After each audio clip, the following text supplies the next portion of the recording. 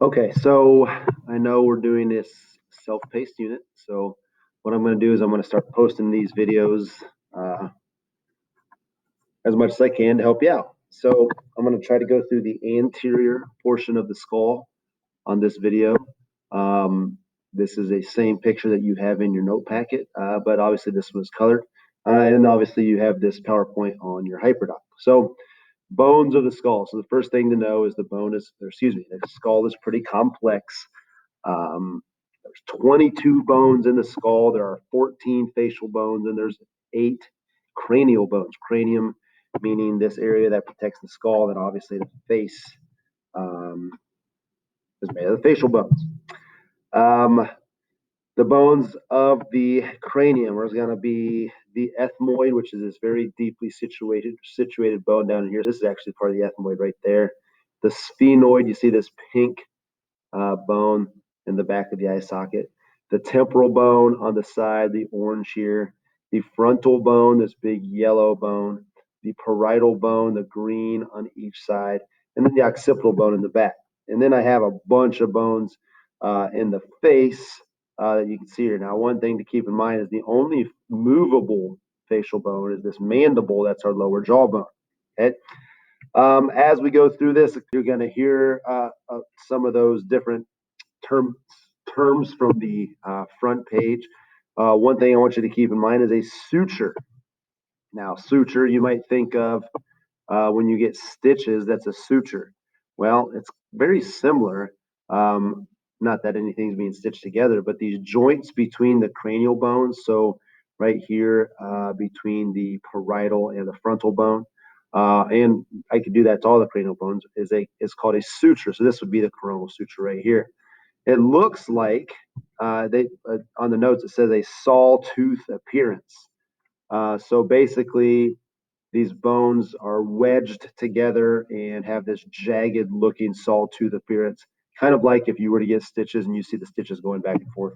That's kind of what those sutures look like.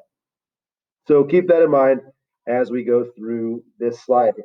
So let's start with the frontal bone, this big yellow bone out in front. That is the forehead. Obviously, you know this is the forehead. What do I need to know about the frontal bone? Well, it forms the roof of the eye socket. Um, and when you are born, you actually have two different frontal bones. So this starts as two bones, and then it's going to fuse together to form one bone by the time you get to age 5 or 6.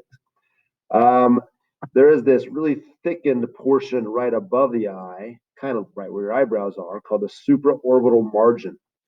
Um, you can actually feel that if you run your finger down your forehead right above your eye, you're going to feel the supraorbital margin.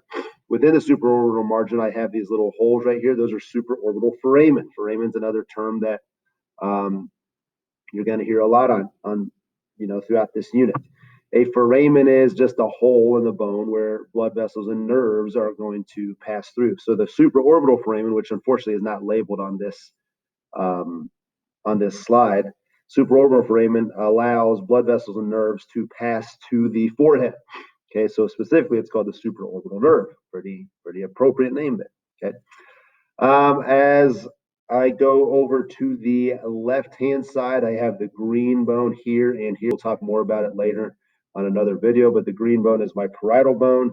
This forms the top of the cranium. So this green bone is actually going to come all the way to the top, and we'll get to that later. Coronal suture is this suture between the frontal bone and the parietal bone. And again, we're going to see a better view of that as we get to a later slide. I'm going to go right in the middle here to the nasal bone. The nasal bone, right in the middle, that blue bone, that is the bony portion of the nose. Obviously, we have this really soft portion of the nose that's made of cartilage and specifically hyaline cartilage, if you remember from our tissues unit. But the nasal bone, this is if you ever broken your nose, that's the part that you broke it. That basically is what your cartilage of your nose attaches to. The sphenoid bone, this is a really complex bone. You see it's the pink here, and then all the way out on the sides. This bone, they say, kind of looks like a bat or it has a butterfly shape. So we're going to get really in depth with the sphenoid bone later, but a couple things to point out here right now is that the sphenoid bone forms the sides of the orbit and the floor of the orbit. Okay. But within the sphenoid bone, I have this thing. You see this hole here on either side that is called the optic canal. The optic canal is this hole that allows the optic nerve to travel to the back of the eye. So you have this really big nerve that comes into the back of the eye. That's what allows you to pick up signals and allows you to see. Also within the sphenoid bone, I have this little gap. Really, that's all it is a gap. It's not a hole in it. It's just an opening. The supraorbital fissure, and then down here I'd have the infraorbital fissure. That's where some muscles are going to come through and allow the eye to move and things like that. The temporal bone. Look over here, the temporal bone on the side of the skull. This forms the sides of the skull. It is going to form a suture with the parietal bone at a place called the squamous suture. We'll come back to that later. A lot of structures on the temporal bone, but really the side of the skull where your ear is. The infraorbital foramen. See this hole right here, one on either side.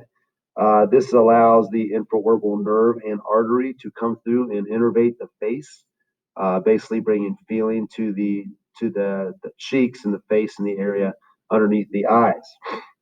The lacrimal bone. This is an interesting bone. So this little green one right here, lacrimal bone. The lacrimal bone is between the ethmoid and the maxilla. So you see the orange is the ethmoid, and then the maxilla is the purple here. The ethmoid bone, the lacrimal bone has this thing called the lacrimal fossa. Now a fossa is just a depression where something is going to sit, or maybe an articulation forms. The lacrimal fossa contains this thing called the lacrimal sac. Now, the lacrimal sac is what allows your tears to drain. So when you cry, or really just any time throughout the day, you have tears forming over top of your eyes, those things drain to the inner part of your eye into this thing called the lacrimal sac, and that has a connection to the nose, and those tears drain to the nasal cavity. The zygomatic bone, this blue bone on either side, zygomatic forms the prominence of the cheek. So this bony structure, you can actually feel it on your face, and we could talk about that together if you want to get with me. But forms like kind of this part of the cheek that really sticks out a little bit. It also helps to form the sides and the floor of the orbit, and then it's going to form this thing called the zygomatic arch, where it joins the temporal bone. And when we look at the side view of the skull, I'll come back to that. The maxilla, this is all this purple area here.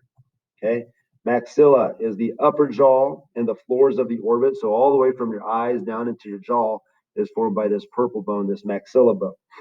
It articulates with every immovable facial bone.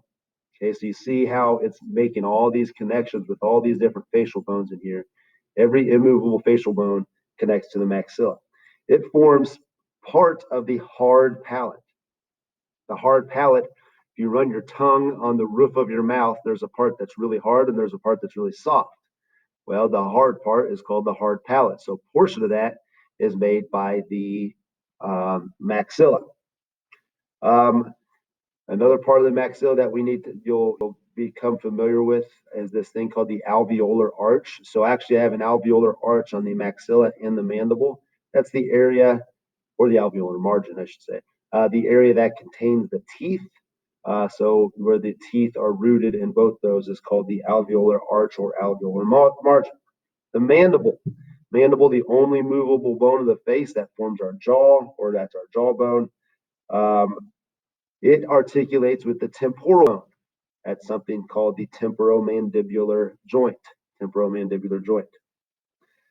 Within the mandible, I have something called the mental foramen, not labeled on here, but you can see these holes. This allows blood vessels and nerves to travel to the lower jaw.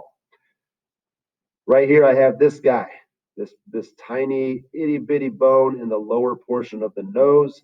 That is called the vomer. The vomer forms the inferior portion of the nasal cavity and the inferior portion of the nasal septum. Now, this is something we're going to study more when we get to the ethmoid, but the vomer and the ethmoid make this basically this thing that divides the nasal cavity in two, right down the middle there.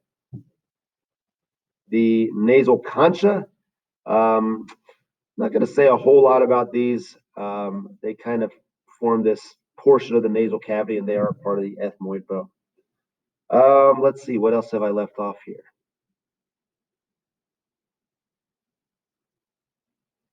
Ethmoid, I didn't really mention the ethmoid a lot.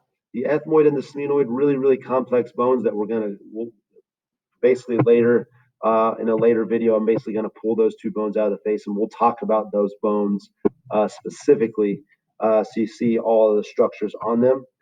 And I believe that's it. So that's the anterior skull. A lot of stuff as you're looking there, breaking down little by little, and you should be good to go. Please let me know if you have any questions.